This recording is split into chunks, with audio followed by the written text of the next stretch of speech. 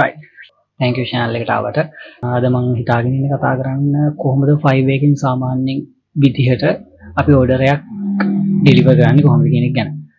මෙතනදී අපි සාමාන්‍ය එක්සැම්පල් එකක් පෙන්නන එක තමයි හොඳම ක්‍රමය. නමුත් දැන් සාමාන්‍යයෙන් මේ වගේ ටියුටෝරියල්ස් කරන අය ගොඩක් දෙනෙක් ඒගොල්ලන්ගේ වැඩ පෙන්වන්න කැමති නෑ. ඒ හින්දා බොහෝ දුරට අපිට බලන්න හම්බ වෙන්නේ නැහැ මොන වගේ ප්‍රොසෙස් එකක්ද තියෙන්නේ කියන එක සාමාන්‍ය Fiverr එකේ ගිග් එකක් ඩෙලිවර් කරනකොට.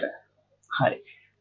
මේකෙදි මුලින්ම මට පෙන්වන්න නම් ඉවර කරපු මේ මෑතකදී ඉවර කරපු ඕඩර් එකක්. එතකොට මම ඒකේ ඕඩර් එකේ විස්තර ටික කියාගෙන යන ගමන් මම ඒ ඕඩර් එක ඩෙලිවර් කරන්න කරපු මේන් ස්ටෙප්ස් ටික සියල්ලම කතා කරනවා. ඒ වගේම තමයි මේ වීඩියෝ එක කරන්න හේතුව දැනට අපේ රටේ තියෙන තත්ත්වෙත් එක්ක උලන් තේරෙනවා ඇති ඉකොනොමි එක කඩාවැටෙනවා. ඉතින් ඒකත් එක්ක මට හිතුණා කොහොමද දැන් මේ Fiverr වගේ දේවල් කරන අය ඒවා වැඩිපුර කරන තරමට තමයි රටට හොඳ වෙන්නේ. මොකද ඩොලර්ස් කියන එක දැන් රටේ හිග දෙයක් වෙලා තියෙනවා. ඒකත් එක්ක රටටත් පොඩි මොටිවේෂන් එකක් අපේ කට්ටියටත් පොඩි මොටිවේෂන් එකක් දෙන්න තමයි මේ වීඩියෝ එක කරන්නේ. right අපි වැඩි කතාවක් නැතුව ඉස්සරහට යමු. මම කරලා ඉවර වෙන ගිග් එකට දැන් මේ ඇවිල්ලා තියෙන්නේ. මෙතන activity details requirements tabs තියෙනවා. මට හැම details එකම පෙන්වන්න විදිහක් නැහැ මොකද මේකෙදි TOS එක Fiverr TOS එක terms of service කියන ඒ rules set එකට අපි එකගම වෙන්න ඕනේ. ඒ වගේම ethical problems තියෙන සමහර details පෙන්වන්න. ඒ නිසා සමහර තැන් වලින් ඔයගොල්ලන්ට පෙනෙයි මම කට් කරලා වගේ තියෙන වගේ details ඒ වච්චර හිතන්න යන්න එපා. ඔයාලා මීට කලින් Fiverr කරලා තියෙනවා නම් ඔයගොල්ලන්ට තියෙනවා මේ වගේ ඉන්ටර්ෆේස් එකක් තියෙනවා කියලා Fiverr වල. අලුත් කෙනෙක් නම් ඒක පිච්චර ගණන් ගන්න දෙයක් නෙමෙයි. මේකට මට හුරු වෙන්න පුළුවන්. හරි. මේක requirement section එකේ ඇවිල්ලා තියෙනවා points 7ක්. මේ points 7ම මම requirement section එකට දාපුවා මගේ gig එකේ. ඊට කලින් ඔක්කොම කලින් මට එකක් කියන්න අමතකුණා. ඕගොල්ලෝ Fiverr වලට අලුත් නම් ඔයාලා Fiverr මීට කලින් කරලා නැත්නම් අනිවාර්යෙන් මගේ කලින් වීඩියෝ එකක් තියෙනවා. ඒ වීඩියෝ එකේ account එක create කරන විදිහ කොහොමද ගිග් එකක් දාන්න ඕනේ කියන මේ මූලික කරුණු ටික ඔක්කොම කතා වෙනවා. ඒ වීඩියෝ එක බලලා ඉන්න අනිවාර්යෙන්. හරි. මම link එකකුත් මෙතනින් දාන්නම් ඔයගොල්ලෝ ලේසි වෙන්න. right. දැන් ඔයගොල්ලෝ මේ වීඩියෝ එක බලලා ආපු අය කට්ටිය කියලා හරි හෝ නැත්නම් Fiverr ගැන idea එකක් තියෙනයි කියලා මම හිතනවා. ඒ නිසා සමහරවිට මම කියන ඒවා තේරෙන්නේ නැත්නම් බැරි වෙලා හරි චුට්ටක් ඒක ස්ටඩි කරලා එන්න. right. ඉස්සරහ යමු. එතකොට දැන් මේක මම කතා කරලා හිටියේ requirement section එක ගැන. gig එකට අදාළව මම දාලා තියෙනවා requirements 7ක්. ඒ requirements 7ට අදාළව මගේ buyer මට details දීලා තියෙනවා. එතකොට මේක deliver කරනකොට මුලින්ම අවශ්‍ය වෙන දේවල් ටික gig එකෙන් gig එකට වෙනස් වෙනවා. සමහර gig වලට buyer-ගෙන් කිසිම detail එකක් ඕනේ නැති වෙන්න පුළුවන්. හැබැයි සමහර gigs වලදී ඒ කියන්නේ උදාහරණයක් දෙන්න මොනවා හරි content එකක් create කරනවා වගේ gig එකකින් සමහර විට buyer දෙන details ටික හරහා අපිට මොකක් හරි output එකක් create කරන්න වෙනවා. එතකොට අනිවාර්යයෙන්ම buyer-ගෙන් අපිට details ඕනේ. මේකත් ඒ වගේ example එකක් තමයි. දැන් මේකෙදී මම හදන්නේ hiring trial එකක්. ඒකට අදාළ text content එක මම කෙලිම buyer-ගෙන් ඉල්ලගෙන තිනවා. ඔයගොල්ලන්ට පේනවා ඇති මෙතන මම highlight කරන්නේ ඒ content එක. right. ඊට පස්සේ මම මේ පළවෙනි requirement එක විදිහට sample එකක් ඉල්ලලා තිනවා. මේක ගොඩක් වැදගත්. මොකද දැන් සමහරවිට අපි මේ වගේ creative දේවල් කරනකොට buyer බලාපොරොත්තු වෙන්නේ මොන වගේ එකක්ද කියන එක අපි ඇත්තටම දැනගන්න ඕනේ. නැත්තම් ලොකු ප්‍රශ්න එනවා. දැන් මම සාමාන්‍යයෙන් කලින් වැඩ කරද්දී මේක ඉල්ලන්නේ නැතුව වැඩ කරලා තියෙනවා. එතකොට මම දෙන output එක buyer-ගේ තියෙන idea එකත් එක්ක 100% වෙනස් නම් එතකොට අපේ Fiverr gig එකේ නැත්නම් ඒ conversation එකේ buyer එක්ක ප්‍රශ්න ඇති වෙන්න පුළුවන්. සමහරක් විට ඒ buyer-ට තා යන්න පුළුවන්. මොකද මම create කරලා තියෙන එක එයා හිතපු දේට වඩා 100% අවුල් නිසා. ඒ නිසා තමයි මම මේ වගේ sample එකක් ඉල්ලන්නේ. දැන් මේ sample එක දැක්කහම මට තේරෙනවා buyer මගේ output එක බලාපොරොත්තු වෙන්නේ මොන වගේ style එකකින්ද මොන වගේ basic idea එකකින්ද කියන එක. ඒක ගොඩක් වැදගත්. flyer design වගේ දේවල් කරනවා නම් මේ වගේ tactic එක use කරන්න. ඒ කියන්නේ පොඩි sample එකක් ඔයාගේ idea එක මොන වගේද කියන එක screenshot එකක් වගේ දාන්න කියලා කියන්නේ. දෙයක් නෙවෙයි. අපි යන්සාට details ගැන කතා කරන්න යන්නේ මේ gig එකට අදාළව මට අවශ්‍ය වෙන details ටික මෙතනින් දීලා තිනවා text content එක විදිහට. ඊට පස්සේ requirement section 3 එකේදී මම අනිවාර්යයෙන්ම මේ ඊට අදාළව අවශ්‍ය දේවල් තමයි ඉල්ලලා තියෙන්නේ මේකේදී contact details. ඊට පස්සේ instruction accepted. මේක ටිකක් විශේෂ ෆීල්ඩ් එකක්. මේ ෆීල්ඩ් එකේදී මම බාහිරකින් ඉල්ලන්නේ මොනවද instruction එක කියන්නේ මේ flyer එක හදනකොට මම මොකක් හරි විශේෂ format එකකට හදන්න ඕනේද නැත්නම් මොකක් හරි මොනවා design style use කරන්න ඕනේද ඒ වගේ මොනවා හරි details එයාලා තියෙනවා නම් ඒවා දෙන්න කියලා තමයි කියන්නේ. මේක දාන්න විශේෂ හේතුව තමයි සමහර බයර්ස්ලා ඉන්නවා කිසිම කතාවක් නැතුව කෙලින්ම order එක submit කරනවා.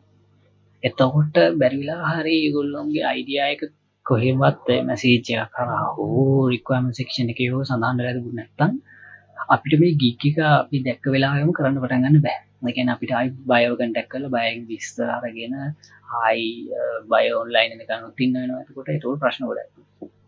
ඒ නිසා තමයි මේ වගේ section එකක් දාලා තින්නේ. direct bio කෙනෙක් ඉන්නවා නම් එයාට කෙලිම පුළුවන් මෙතන details ටික දාන්න. ඊට පස්සේ මම audience එක සහ size එක ඉල්ලන්න තියෙන එක මේක මම මේ මෑතදී add කරපු details දෙකක්.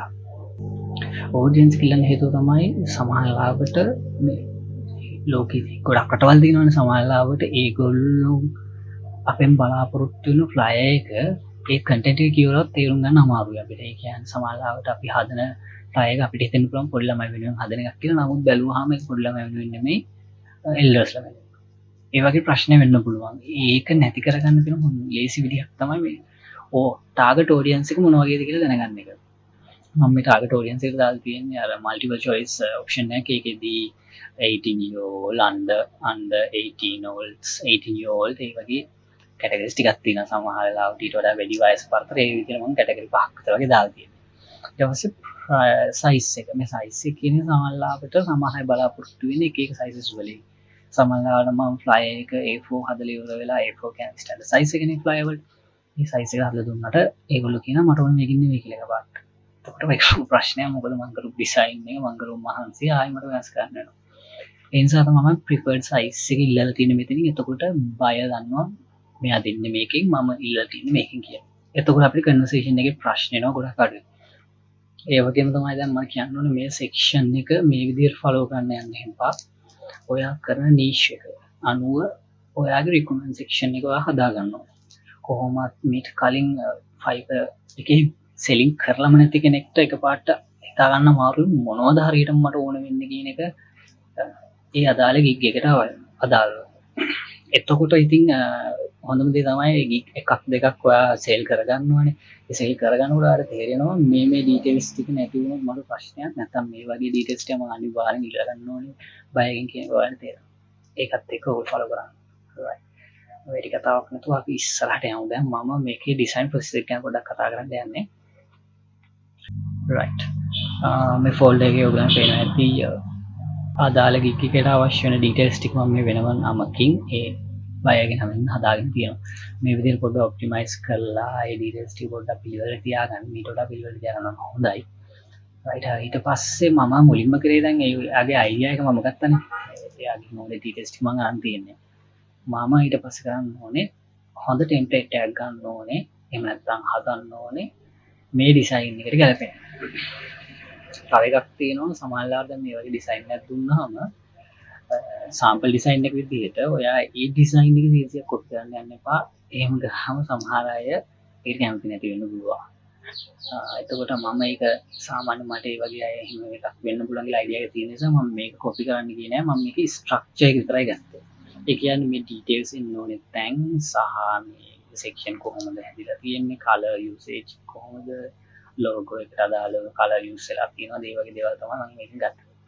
ඒ වගේම images දෙකක් use කරලා තියෙනවා. දෙකේම ළමයි පෙන්වලා තියෙනවා සහ colors ඒ කියන්නේ black ළමයි white ළමයි එහෙම දෙගොල්ලම use කරලා තියෙනවා. ඒ කියන්නේ මෙතන අර diversify කරලා තියෙනවා. right. දැන් මම මුලින්ම කරේ ඊට පස්සේ මට ඕනේ template එක හොයාගත්තා. මම ඒක හොයාගත්තේ free pick කියන website එකෙන්. මේක free template එකක්. මේ තමයි template එක. මේ children's day වලට සම්බන්ධ template එකක්. එතකොට මම මේ order එක බොහොම ඉක්මනට කරා. මොකද හේතුව මට ලොකු දෙයක් වෙනස් කරන්න ඕනේ නැහැ. මගේ අදාළ order එකට ගැලපෙන විදිහට මේක වෙනස් කරගන්න. මම ඔයාලට දාලා idea එකක් ගන්න පෙන්නන්නම්. කලින් ඒ කියන්නේ මගේ ඔරිජිනල් ඩවුන්ලෝඩ් කරපු ටෙම්ප්ලේට් එක සහ මම අන්තිමට ඉවර කරපු ටෙම්ප්ලේට් එක කොහොමද ආවේ කියන එක. මේක තව දෙයක් කියන්න ඕනේ හැම වෙලාවෙම ඔන්ලයින් ඔයගොල්ලෝ බලාපොරොත්තු වෙන්න එපා ඔයාට හැමදේම ආවන්න පුළුවන් වෙයි කියලා. එහෙම සාමාන්‍යයෙන් එහෙම වෙන්නේ නැහැ. ඉතින් එතකොට ඔයාට මොකක් හරි ක්‍රියේටිව් ඩිරෙක්ෂන්ස් ටිකක් පොඩි අයිඩියා එකක් තියෙන්න ඕනේ මේක හරියටම කරලා යන්න ඕන. ඒක තමයි මම හදලා ඉවර කරපු ෆ්ලයි එක. ෆ්ලයි එකේදී මම කලර්ස් යූස් කරේ ගොඩක්ම කලර්ස් යූස් කරේ එයාගේ ලෝගෝ එකෙන් අරගෙන. එයාගේ ලෝගෝ එකේ කලර්ස් 3ක් තිබ්බ නිසා මම ඒ 3 ගොඩක් යූස් කරා. ඊට අමතරව මේ දන් පාට කලර්ස් ටිකක් මගේ ඔරිජිනල් ඩිසයින් එකේ තිබ්බා. ඒව නම් මම ඩිසයින් කරන්නේ නෑ. උඩට පේනවා ඇති මේක මේ සරල වැඩක්. සාමාන්‍යයෙන් ෆොටෝෂොප් ගැන සාමාන්‍ය අදහසක් තියෙන කෙනෙක්ට මේව කැලලක් උස්සලා කොහොමද අරන් යන්නේ වගේ අයිඩියා එකක් තියෙන කෙනෙක්ට තේරෙනවා මේක පොඩි ඊසි කේස් එකක් කරලා තියෙන්නේ කියලා. මේ වචන ටිකක් එහෙම ඉරලා වැත්තකට දාලා උන්නේ ඒවා ටිකක් දෙක තුනක් ඩික් කරලා දාලා ඒ වගේ වැට් ටිකක් තමයි අත්‍තරම මෙතන වෙලා තියෙන්නේ. මේක නිකන් ටයිම් එකත් එක්ක අපි බලුවොත් මේ වැඩේට පරිම පැයක් වගේ කාලයක් තමයි යන්නේ. එතකොට දැන් අපි හිතමුකෝ මේ ඕඩර් එක සාමාන්‍ය $10ක වගේ ඕඩරයක් කියලා. $10ක් නම් 5 එක හරහා 20% කැපුණාම වල $8ක් හම්බ වෙනවා. සාමාන්‍ය පොඩි පැයක වගේ වැඩක් කරනවා. ඒක උන තේරෙනවා ඇති Fiverr කියන්නේ අමාරු දෙයක් නෙවෙයි. ඒකේ හැම කැටගරි එකක්ම කරන්න මේ ප්‍රෝලා වෙන්න ඕනේ නැහැ. මේ වගේ ලේසි කැටගරිස් තියෙනවා. ඒක තමයි මට පෙන්නන්න ඕනේ. උගලන් තේරෙනවා ඇති ඕන කෙනෙක්ට මේ වගේ දෙන්නම් කරන්න පුළුවන්. සාමාන්‍ය වැඩි හිටියෙක් තුනක් මේක කරන්න පුළුවන්. පොඩි ළමයෙක් තුනක් කරන්න පුළුවන්. එහෙම රේන්ජ් එකක් ඇත්තෙම නැහැ. පොඩි ප්‍රශ්නයක් තියෙන පුළුවන් දැන් මම කරනවා වගේ මේ වගේ hiring flyer design වගේ වැඩක් කරනකොට පොඩ්ඩක් ඉංග්‍රීසි ඕනේ. මොකද grammar errors එන්න පුළුවන්. සමහරවිට buyer දෙන sentences වල පොඩි grammatical issues එහෙම තියෙනකොට පොඩ්ඩක් ඒවා හදන්න වෙනවා. මොකද designer කෙනෙක් කියන්නේ නිකන් එයා දෙන දේම දාලා බක් දාලා අනිත් පැත්තට රිටර්න් කරන එක turn around කරන එක නෙවෙයි. අපි responsible වෙන්න ඕනේ අපි හදන design එකේ value එක තියාගන්න. ඒකත් එක්ක පොඩ්ඩක් language skills එහෙම චුට්ටක් අවශ්‍ය වෙනවා. මේ වගේ පැත්තකට එනවා නම් සහ ඊට වඩා language අවශ්‍ය වෙන්නේම නැති අවශ්‍යම වෙන්නේ නැති තැනුත් තියෙනවා. දැන් උදාහරණයක් විදිහට Black Friday fly එකක් වගේ හදනකොට words නම් 10 15ක් වගේ තමයි තියෙන්නේ. වගේ සාමාන්‍ය banner වගේ එක. එතකොට ඊටත් වඩා අඩුවෙන් වචන යන තව සමහර ඩිසයින්ස් වර්ග තියෙනවා. ඒ වගේ ගොඩක් කැටගරි ඔයාලට Fiverr කියලාම සර්ච් එන්ජින් එක හරහා ගන්න පුළුවන්.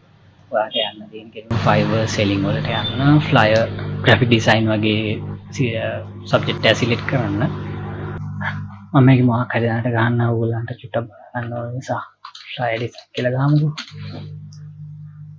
දැන් මේකේ services available තියෙනවා 21000ක්. එතකොට මෙතන ගොඩක් types එකකින් flyer design business flyer design තියෙනවා. Amazon flyer, poster banner එකේ විදිහට තියෙනවා. ඔයගොල්ලන්ට පුළුවන් මේ වගේ ideas මෙතනින්ම අරගෙන මේවමයි ඔයාලගේ ක්‍රම වලින් හදලා publish කරලා ගිගයක් විදිහට කරගෙන යන්න. හරි. ගිය වීඩියෝ එක මම වැඩි දික් කරන්න කැමති නැහැ. මේ වීඩියෝ එක මම කරන්න හේතුවේ Fiverr ගැන idea එකක් තියෙන අය ගොඩක් දෙනෙක් මම හිතන්නේ මගේ වීඩියෝස් සහ අපි ඔය කලින් දවස්වල කරපු පොඩි online events වලදී හිටියා. ඒ කියන්නේ දැන් සාමාන්‍ය පොඩි crowd එකක් ඉන්නවා. ඒ crowd එකට තේරෙනවා Fiverr කොහොමද පටන් ගන්න කියන්නේ. කොහොමද account එක හදන්නේ ඒ ටික තේරෙනවා. නමුත් ඒගොල්ලන්ට අර order එකක් කරගන්න කොහොමද first order එක කොහොමද manage කරගන්න ඕනේ කියන එක ගැන idea එක නැහැ. මොකද ඒගොල්ලෝ දැකලා නැති නිසා. ඒක පොඩ්ඩක් clear ගන්න තමයි මට ඕනේ. කතියක් පෙන්වන්න බැරි වුණා. මම මේ වැඩේ ඉවර කරාට පස්සේ කොහොමද ඒක deliver කරේ කියන එක කියන්න ඕනේ. මේ තියෙන්නේ මම හදපු files. මේක output file එකට මම දාගෙන වෙනම save කරලා source file වෙනම සහ png pdf කියන version දෙක මම සාමාන්‍යයෙන් ඕනම buy කෙනෙක්ට දෙනවා. ඊට අමතරව මොකක් එකක් දෙන්න ඕනේ. සාමාන්‍යයෙන් ඒක දෙනවා අනිවාර්යෙන් හොඳයි. මේ වගේ graphic design වගේ site එක නම් මොකක් එක අත්‍යවශ්‍යයි. ඒකෙන් තමයි පොඩ්ඩක් ඔයාගේ වැඩවලට quality එකක් පේන්නේ. මේ විදිහට මම හදපු design එක මම කලින් download කරපු මොකක් එකකට embed කරනවා. ඒ කියන්නේ pick and place වගේ වැඩක් තියෙන්නේ. ඒක දාගෙන save කරලා මේ විදිහට image එක හදාගන්නවා. එතකොට මම deliver කරනකොට deliver කරන්නේ මෙන්න මේ file set එක. ඔයගොල්ලෝ මේ දෙවෙනි file එක ගැන වැඩි හිතන්න එපා. ඒකත් අර කලින් එකමයි පොඩි වෙනස්කම් ටිකක් කරලා හදලා තියෙන්නේ. මේ ඩීටේල්ස් ටික තමයි ඩිලිවර් කරන්නේ. එතකොට මේක ඩිලිවර් කරද්දී ඔයාලට ඕන නම් පුළුවන් මේක Google එකට අප්ලෝඩ් කරලා drive එක හරහා link එකක් දෙන්න පුළුවන්. එහෙම නැත්නම් ඔයාට මේක zip කරලා directlyම Fiverr එකට දෙන්න පුළුවන්. සාමාන්‍යයෙන් මම නම් directlyම දානවා මේ වගේ දේවල්. GB එකට අඩුයි නම් ඔයාලට කෙලිම directly දාන්නත් පුළුවන්. කිසි කේස් එකක් නැහැ. මම ඔයාලට පෙන්නන්න කොහොමද ඒක සාමාන්‍ය ඩිලිවර් වුණාම පේන්නේ කියලා. දැන් මම මේ දාලා තියෙන delivery 1 එක. delivery 1 එකේදී මම විස්තර ටික හැසේරම කියලා තියෙනවා. කොහොමද මම මේවා හදලා තියෙන්නේ, නම් කොහොමද දාලා තියෙන්නේ, ෆයිල් ෆෝමැට් ඒ විස්තර ටික දාලා තියෙනවා. ෆයිල්ස් ටික දාලා තියෙනවා සහ source file එක. ඊට පස්සේ order එක complete වුණා. මේකේ දෙන revision මොකද කියේ නෑ. buyer හොඳටම satisfy වුණා වැඩේට. එහෙනම් මොකුත් නැහැ, කෙලිම වැඩේ ඉවරයි. එතකොට එයා 5 star review එක ලියලා තියෙනවා. මෙතන මේ order completed කියලා වෙන්නට පස්සේ එයා review එක ලිව්වොත් තමයි මෙතන review එක පෙන්නන්නේ. right ඔය ඉතින් ඔය විදිහට තමයි. එතකොට එයා review එක ලිව්වා. ඊට පස්සේ එයා මට tip එකක් දුන්නා. එයා වැඩේට satisfy වෙච්ච නිසා ගොඩක්. ඊට පස්සේ මම review එකක් ලියනවා එයාට. ඒ විදිහට තමයි වැඩේ ඉවර වෙන්නේ. මෙතනින් chapter close. ඔය ටික තමයි කියන්න ඕනේ. එහෙනම් thank you video එක කරාට. ආයි දවසක ආවෙ මේ වගේ වීඩියෝ එකකින්.